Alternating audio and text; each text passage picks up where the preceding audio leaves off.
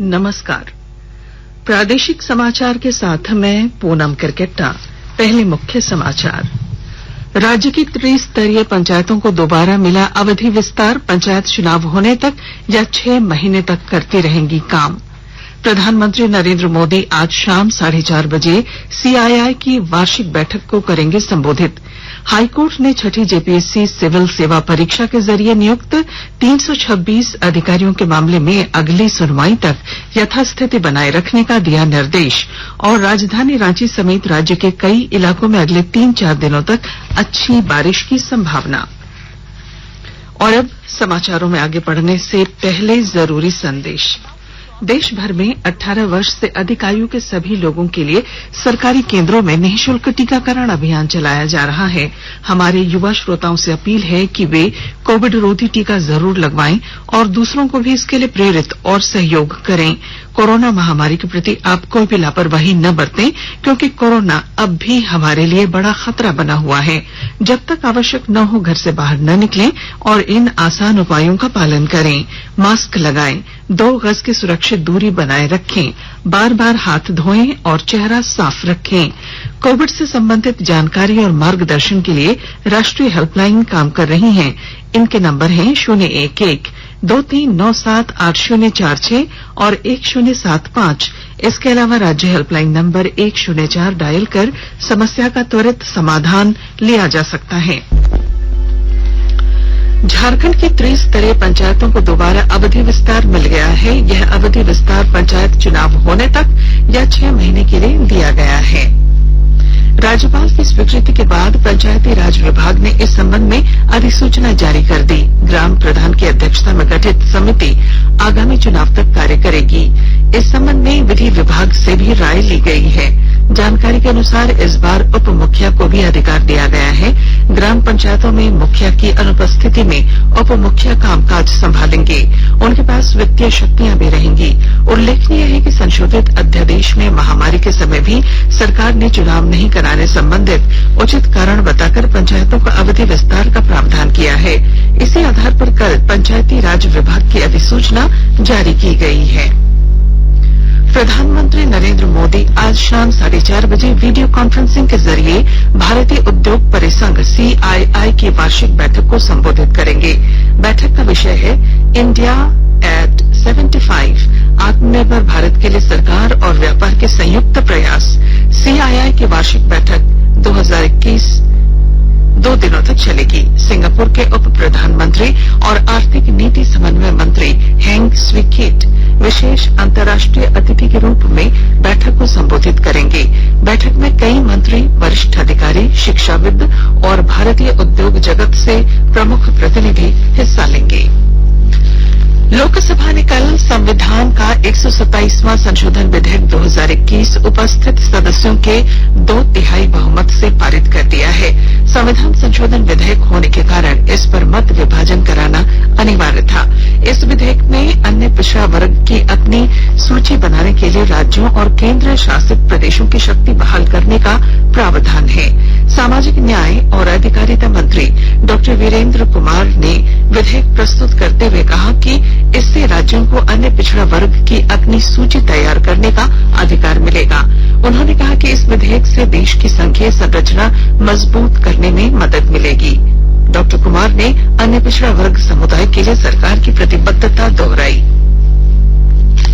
जामताड़ा जिले के गरीब लाभुकों को जन कल्याणकारी योजनाओं का लाभ सहज ढंग से उपलब्ध हो, इसके लिए जिले में पीटीजी डाकिया योजना संचालित की जा रही है। पेश है हमारे संवाददाता की रिपोर्ट। जामताड़ा जिले के गरीब लाभुकों को जन कल्याणकारी योजना का लाभ सहज ढंग से उपलब्ध हो, इसके लिए जिले में पीटीजी डाकिया योजना संचालित की जा रही है। इस योजना के तहत लाभुकों को खाद्यान्न सहित अन्य सामग्रियां उनके घरों तक पहुंचाई जा रही है। उपायुक्त फैज अहमद मुमताज ने बताया कि अब तक जिले के 1169 लाभुक परिवारों को योजना का लाभ दिया जा रहा है। जन कल्याणकारी योजनाओं का लाभ समय पर 100% लाभुकों को मिले, इसके लिए उपायुक्त ने संबंधित अधिकारियों को आवश्यक दिशा निर्देश दिया है। उपायुक्त ने कल आयोजित जिला आपूर्ति टास्क फोर्स की बैठक में अन्य जन कल्याणकारी योजनाओं सहित प्रधानमंत्री गरीब कल्याण योजना का लाभ लाभुकों को बिना किसी परेशानी के सहज ढंग से उपलब्ध हो, इसके लिए सक्रियता से काम करने का निर्देश दिया है। सुभाष प्रसाद सिंह, आकाशवाणी समाचार, जामताड़ा। कोल इंडिया में 588 पदों के लिए नियुक्ति प्रक्रिया शुरू कर दी गई है। इच्छुक अभ्यर्थी 10 अगस्त से 9 सितंबर तक ऑनलाइन रजिस्ट्रेशन करा सकते हैं। विज्ञापन से संबंधित जानकारी कोल इंडिया के आधिकारिक वेबसाइट पर देखी जा सकती है। कोल इंडिया की ओर से माइनिंग में सबसे ज्यादा 253, इलेक्ट्रिकल में 117, मैकेनिकल में 13, सिविल में 14, इंडस्ट्रियल इंजीनियरिंग में 15 और जियोलॉजिकल में 16 पदों के लिए विज्ञापन जारी किए गए हैं। सरकार आजादी का अमृत महोत्सव समारोह के तहत देश भर में दूसरे फिट इंडिया फ्रीडम रन का आयोजन करेगी। इस पहल का उद्देश्य लोगों को दैनिक जीवन में दौड़ और खेल जैसी फिटनेस गतिविधियां अपनाने तथा मोटापे, सुस्ती, तनाव और बीमारियों से आजादी के लिए प्रोत्साहित करना है। खेल मंत्री अनुराग ठाकुर शुक्रवार को इस राष्ट्रव्यापी कार्यक्रम का शुभारंभ करेंगे। इस अभियान के तहत नागरिकों को अपने जीवन में कम से कम 30 मिनट की शारीरिक गतिविधि शामिल करने की प्रतिज्ञा लेने की अपील की जाएगी। इस अभियान का नारा होगा, फिटनेस की डोज आधा घंटा रोज। आकाशवाणी के ताजा तरीन समाचारों के लिए आप हमारी वेबसाइट newsonair.com पर लॉग ऑन कर सकते हैं। ताजा समाचार Twitter handle @AIR News Alerts और Facebook page all India radio news पर भी उपलब्ध हैं। आप प्रादेशिक समाचार एकांश के ट्विटर हैंडल @AIR News_Ranchi और फेसबुक, इंस्टाग्राम पेज तथा YouTube channel AIR News Ranchi पर भी हमारे बुलेटिन सुन सकते हैं। प्रादेशिक समाचार आप आकाशवाणी रांची से सुन रहे हैं और अब पेश हैं कोरोना से बचाव के कुछ संदेश।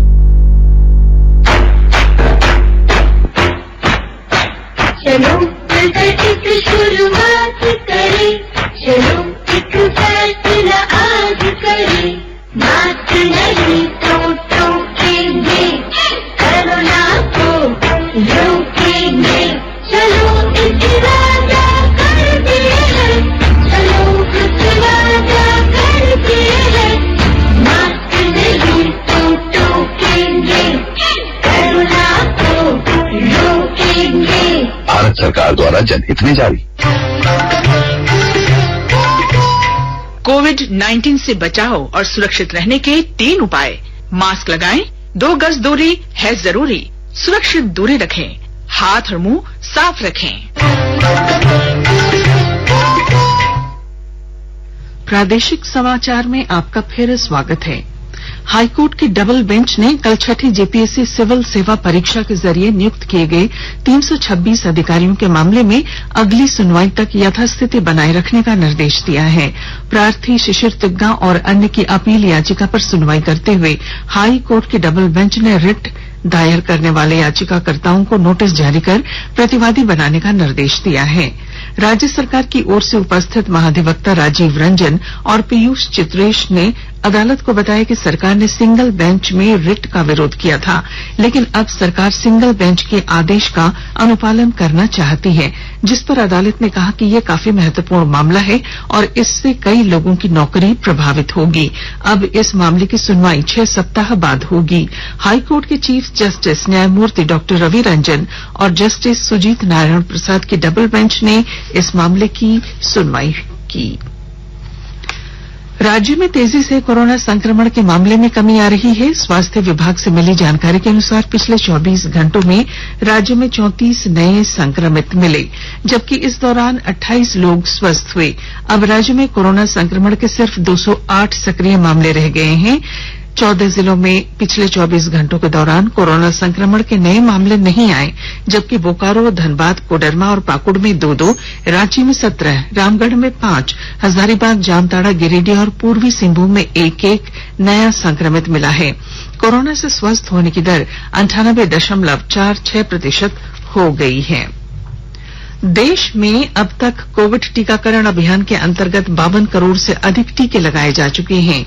केंद्रीय स्वास्थ्य मंत्रालय ने कल बताया कि इस अभियान के अंतर्गत 40 करोड़ से अधिक कोविड के पहले टीके और 11 करोड़ से अधिक दूसरे टीके लगाए जा चुके हैं। कोविड टीकाकरण को व्यापक बनाने के लिए नया अभियान इस साल 21 जून से शुरू हुआ था। स्वास्थ्य मंत्रालय ने कहा कि कल 37,76,000 से अधिक टीके लगाए गए। 18 से 44 आयु वर्ग के 20,47,000 से अधिक टीके लगाए गए हैं, जबकि 4 लाख से अधिक लोगों को कोविड का दूसरा टीका लगाया गया। टीकाकरण के तीसरे अभियान के अंतर्गत 37 राज्यों और केंद्र शासित प्रदेश के 18 से 44 आयु वर्ग के 18 करोड़ 20 लाख से अधिक लोगों को पहला टीका लगाया गया। केंद्र सरकार कोविड महामारी के दौरान लोगों की सुविधा के लिए बनाई गई राष्ट्रीय स्तर की हेल्पलाइन नंबर के बारे में लोगों को जागरूक कर रही है। कोविड संबंधी सवालों के जवाब के लिए हेल्पलाइन 1075, राज्य हेल्पलाइन 104, महिला और बाल विकास मंत्रालय की चाइल्ड हेल्पलाइन 1098, वरिष्ठ नागरिकों के लिए हेल्पलाइन 14567, मनोवैज्ञानिक सहायता के लिए निम्हांस का नंबर है 080461100007, आयुष कोविड परामर्श हेल्पलाइन 14443 और MyGov WhatsApp help desk number है 9013151515।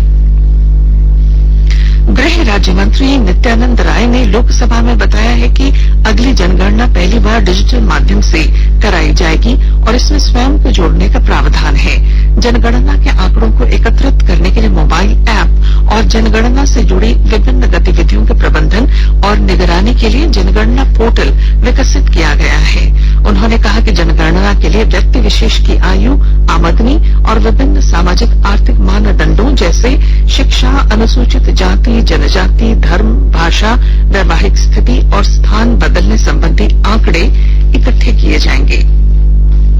रिम्स प्रबंधन ने जल्द ही डॉक्टरों की बहाली के लिए विज्ञापन निकाला है। डॉक्टरों का चयन वॉक इन इंटरव्यू से होगा। अलग अलग विभागों में 68 सीनियर रेजिडेंट डॉक्टर बहाल किए जाएंगे। डॉक्टरों का कार्यकाल 3 साल के लिए होगा। मौसम। राजधानी रांची समेत राज्य के कई इलाकों में अगले 3-4 दिनों तक अच्छी बारिश की संभावना जताई गई है। रांची स्थित भारतीय मौसम विज्ञान केंद्र के वैज्ञानिक अभिषेक आनंद ने बताया है कि आज से राज्य के लगभग सभी जिलों में हल्के से मध्यम दर्जे की बारिश के आसार हैं। उन्होंने बताया कि पड़ोसी राज्य में बने साइक्लोनिक सर्कुलेशन और टर्फ लाइन की वजह से व्यापक बारिश की संभावना है। डाल्टनगंज से होकर गुजर रहे मानसून टर्फ लाइन के कारण रांची और आसपास के इलाकों में अच्छी बारिश की संभावना है। तीरंदाजी। पोलैंड में विश्व युवा तीरंदाजी चैंपियनशिप में भारत की मिक्स्ड तथा लड़कियों की कंपाउंड टीम ने क्वालिफिकेशन के दौरान 2 जूनियर विश्व रिकॉर्ड तोड़े। प्रिया गुर्जर, परनीत कौर और रिघु वर्षनी सेंथिल कुमार की तिकड़ी ने कैडेट कंपाउंड गर्ल्स टीम स्पर्धा के क्वालिफिकेशन में 2160 में से 2067 अंकों के साथ पहला स्थान हासिल कर रिकॉर्ड बनाया। 2045 अंकों का पिछला रिकॉर्ड अमेरिका के नाम था। कंपाउंड कैडेट मिक्स टीम स्पर्धा में प्रिया गुर्जर और कुशल दलाल ने 1400 अंक लाकर विश्व रिकॉर्ड बनाया। 21 वर्ष से कम आयु वर्ग के रिकर्व पुरुष टीम ने दूसरा स्थान हासिल किया है। और अब अखबारों की सुर्खियां। हिंदुस्तान ने अपने पहले पन्ने पर लिखा है 326 अफसरों की नौकरी पर से फिलहाल संकट टला। रांची एक्सप्रेस ने छठी जेपीएससी मामले में यथास्थिति बहाल रखने के हाई कोर्ट के निर्देश को अपनी पहली सुर्खी बनाई है। प्रभात खबर ने झारखंड में चुनाव तक पंचायती राज संस्थाओं को अवधि विस्तार की खबर पहले पन्ने पर दी है। दैनिक भास्कर ने हरमू नदी के किनारे बने 47 भवनों पर केस, फैंटम बिल्डिंग का रेस्टोरेंट होगा सील, इसे अपनी पहली खबर बनाई। दैनिक जागरण ने उम्मीदवारों का आपराधिक ब्यौरा नहीं देने पर 8 राजनीतिक दलों पर जुर्माना लगाने के सुप्रीम कोर्ट के फैसले की खबर को पहले पन्ने पर दी है। और अंग्रेजी दैनिक टाइम्स ऑफ इंडिया तथा हिंदुस्तान टाइम्स ने राजनेताओं पर दर्ज मामलों को वापस लेने के लिए हाई कोर्ट की अनुमति जरूरी बताने को अपनी पहले पन्ने पर प्रमुखता से लिया है। और अब अंत में मुख्य समाचार। राज्य की त्रिस्तरीय पंचायतों को दोबारा मिला अवधि विस्तार, पंचायत चुनाव होने तक या 6 महीने तक करती रहेंगी काम। प्रधानमंत्री नरेंद्र मोदी आज शाम 4:30 बजे CII की वार्षिक बैठक को करेंगे संबोधित। हाईकोर्ट ने छठी जेपीएससी सिविल सेवा परीक्षा के जरिए नियुक्त 326 अधिकारियों के मामले में अगली सुनवाई तक यथास्थिति बनाए रखने का दिया निर्देश। और राजधानी रांची समेत राज्य के कई इलाकों में अगले 3-4 दिनों तक अच्छी बारिश की संभावना। और इसके साथ ही आकाशवाणी रांची से प्रादेशिक समाचार का ये बुलेटिन समाप्त हुआ। नमस्कार।